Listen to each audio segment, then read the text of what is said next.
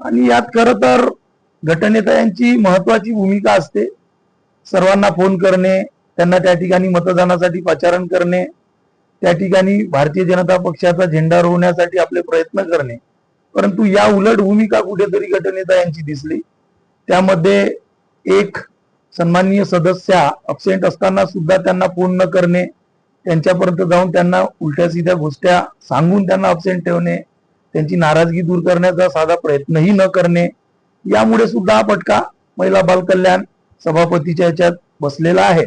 आणि तोच प्रकार झोन क्रमांक 3 मध्ये सुद्धा झालेला दिसतो.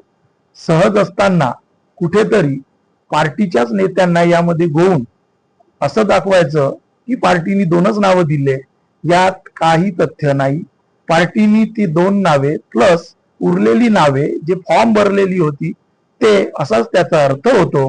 कुठेतरी तोडगा काढण्यासाठी बसायचं नाही किंवा सर्वच पद एकाच बाजूने द्या अशी मागणी करायची, वाजवी मागणी करायची, आणि मग कुठेतरी निर्णय आल्यानंतर, पक्षांनी निर्णय दिल्यानंतर अशा पद्धतीची अफवा पक्षाच्याच बद्दल पसरविणे, पक्षांच्याच नेत्याबद्दल पसरवणे कुठेतरी ह्या कारवाईचा भाग असू शकतो. आणि आपण याच्या आधी सुद्धा बघितलं की एबी फॉर्म मध्ये सुद्धा नाव आलेल्या उमेदवारांना बी फॉर्म न देता इतरांना बी फॉर्म देण्यात आले, ते सुद्धा आपल्या समोर आहे.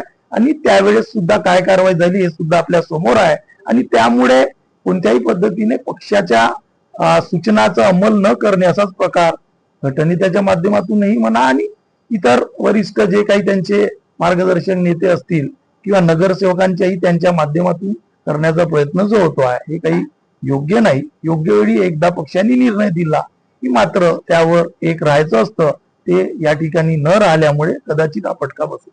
निश्चितपणे गटनेत्यावर कारवाईची मागणीपेक्षा त्यांनी जे आलेल्या पत्राची अंमलबजावणी नाही केली, त्यामुळे कुठेतरी पक्षच त्याच्यावर कारवाईची हे करणारच.